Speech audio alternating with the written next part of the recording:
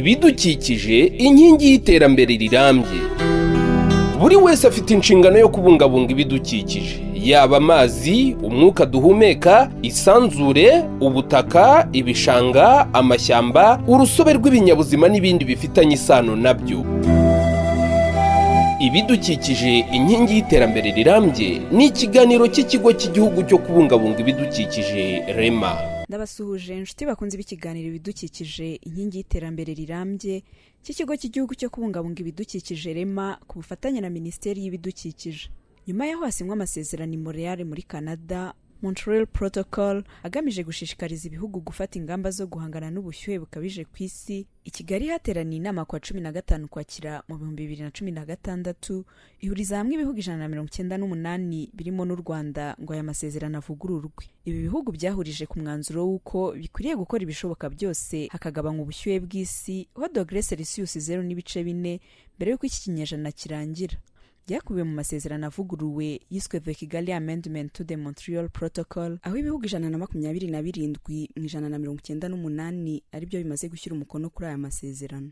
Icyo gihe u Rwanda rwatsinze igitego cyo kuba igihugu cya kane cyemeje aya masezerano, bityo rufata iya mbere mu gushyiraho ingamba zo kuyashyira mu bikorwa. Ni muri urwo rwego hatangijwe urugamba rwo gukumira ikoreshwa rya bimwe mu bikoresho bikonjesha bizwi nka frigo n'ibyongera ubuhehere mu nyubako climatiseur bikoresha imyuka ifitemo ibinyabutabire bigira uruhare mu kwangiza ikirere, bityo bigateza ubushyuhe bukabije umubumbe dutuye. Ku rundi ruhande kandi u Rwanda rwatangije ku mugaragaro gahunda yo gufasha abaturarwanda kubona ibikoresho bikonjesha bizigama umuriro kandi bitangiza ikirere izwi nka Rwanda Cooling Green on Wage Financing Mechanism, aho abaturarwanda babyifuza bazafashwa kubona ibi bikoresho. Uretse kuba ibi bikoresho bizasimbura ibyo bari bafite bizafasha mu kugabanya umwuka uhumanya woherezwaga mu kirere, bizanafasha abanyarwanda kugabanya ingufu z'amashanyarazi ibishaje byakoreshaga. Mu kiganiro ibidukikije inkingi y'iterambere rirambye cya none, turasobanukirwa uko gahunda yo kubona ibi bikoresho iteye n'inyungu ziri mu gukoresha ibi bikoresho. Ngo haye ikaze. Nk'uko nabikomojeho ntangira iki kiganiro, imyaka 3 irashize u Rwanda rutangiye gushyira mu bikorwa amasezerano agamije kugabanya ubushyuhe bukabije ku isi ho dogere Celsius 0.4 mbere y'uko iki kinyejana kirangira. Ni amasezerano azwi nka The Kigali Amendment to the Montreal Protocol. Ni muri urwo rwego leta y'u Rwanda yashyizeho ingamba zigamije kuyashyira mu bikorwa zirimo kugabanya gukora no gukoresha ibikoresho bifite imyuka ihumanya ikirere byiganjemo ibitanga ubukonje bihunikwamo ibicuruzwa ndetse n'ibitanga ubuhehere mu nzu, ndetse inafasha abanyarwanda kubisimbuza mu buryo butabagoye. Bikubiye muri gahunda izwi nka Rwanda Cooling Green on Wage Financing Mechanism yatangijwe kwa 31 Mutarama nk'uko Minisiteri y'Ibidukikije bisobanura. Batangije mekanisme cyangwa se uburyo abantu bashobora kubona ibikoresho bibungabunga ibidukikije bizigama umuriro kandi biboneka mu gihugu cyacu, uburyo bashobora kubibona ku buryo buboroheye, bagafata inguzanyo bagashobora kuba bakwishyura buhoro buhoro. Hari ikindi kandi abafite ibikoresho bishaje cyangwa se bamaze iminsi bakoresha ariko bitazigama umuriro, niyo byaba bigikora byumvikane ko bituma wishyura amafaranga menshi ku muriro wa buri kwezi. Niba ufite iki gikoresho ukaba wumva ushaka kugisubiza kugira ngo ubone igikoresho kindi kizigama umuriro, dufite EnviroServe n'abikorera ku giti cyabo bakira ibikoresho electronique bagashobora kuba babivanamo ibindi bikoresho. Iyo bahaye iki gikoresho cyawe wakoreshaga gishaje ushaka igishyashya kizigama umuriro, kuko byumvikane yuko iyo uzigamye umuriro uba uzigamye n'amafaranga. Kuri ubu bimwe mu bikoresho bikonjesha n'ibitanga ubuhehere bikoresha gaze zihumanya ikirere byamaze gukurwa ku isoko, ibindi bikomeza gusimbuzwa ibikoresha gaze zitwararika guhumanya ikirere. Uhagarariye abatekinisiye bakora ibijyanye no gukonjesha no gushyushya agaragaza ko hari itandukaniro rinini hagati y'ibishaje bihumanya ikirere n'ibishya bitacyangiza. Aho bitandukaniye mbere na mbere ku bijyanye ikintu kinini cyane kirimo n'ibijyanye na refrigerant cyangwa se ibyo tumenyere gaz, ibyo twita gaz. Ibya mbere twakoreshaga gaze twita HFCs cyangwa se hydrofluorocarbons, arizo tugendeye kuri protocol ya Montreal zagomba kuba ziriho noneho haje tuzi neza Kigali amendment kuri Montreal protocol. Iyo Kigali amendment noneho yaje ize kuvanaho izo twari dusanzwe dukoresha igira ngo noneho tubashe gutenda intambwe mu bijyanye no gukumira ayo magazi. Aribwo noneho haje ko tugomba gukoresha amagazi bita hydrocarbons cyangwa se HC. Ayo ni amagaze twavuga wenda naturel, sinzi niba nayita amagazi y'umwimerere.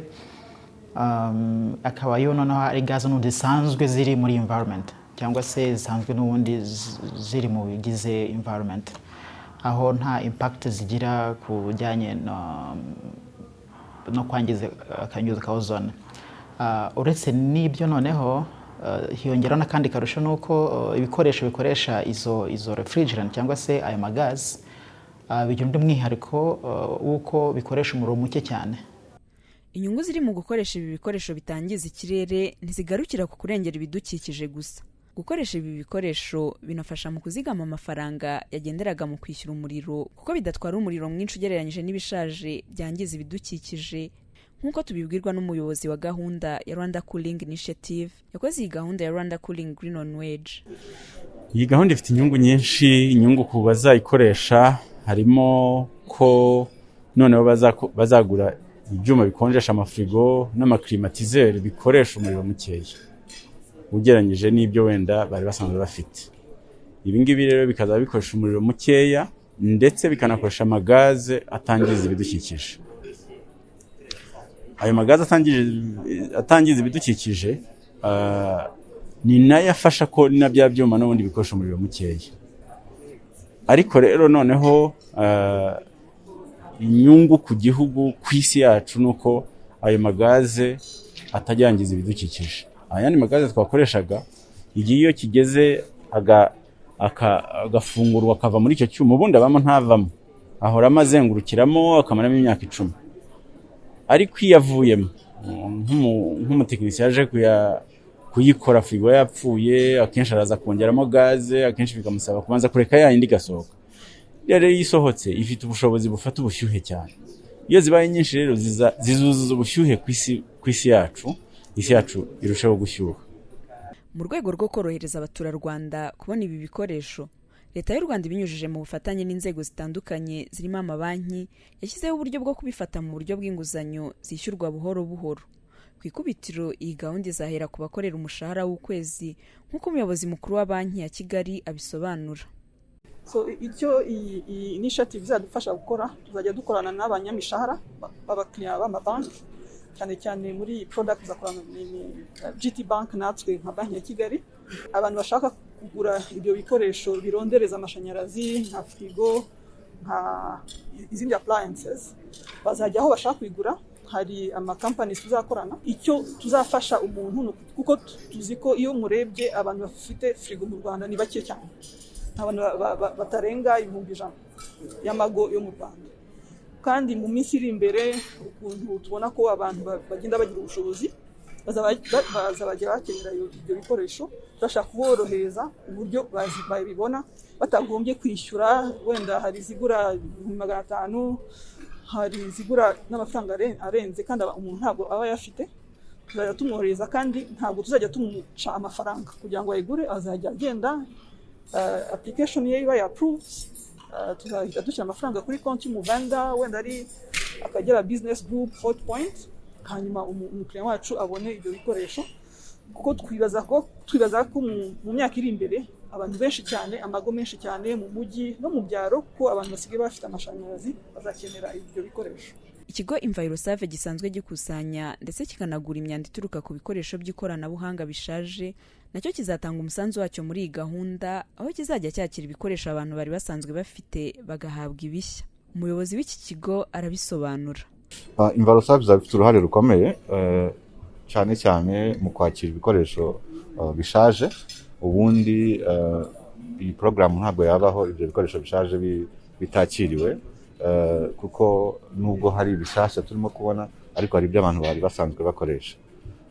Ibyo rero bari basanzwe bakoresha tuzabyakira, tubikorere inagura cyangwa recycling, ariko tunafate za gaze zirimo kugira ngo zitajya muri environment.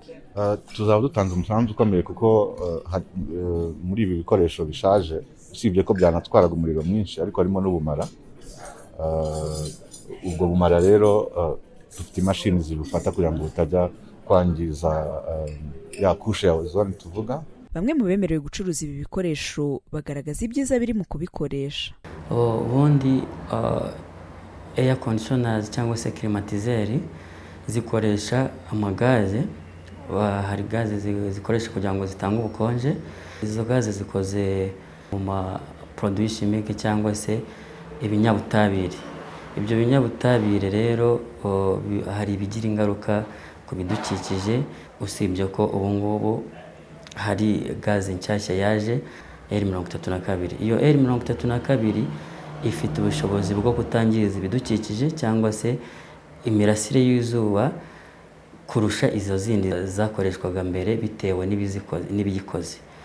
Icyiza cyazo nanone, iriya gaze ya R32 ukuntu ikoze yakira ubukonje vuba, kuko nimba imashini yatangaga ubukonje wenda mu minota 30, urumva nimba imashini iri kwaka iminota 30 izatwara amashanyarazi menshi, cyane ko nimba ukoresheje iriya gaze, imashini ishobora gukoresha iminota 15 kugira ngo iguhereze ubukonje wifuzaga.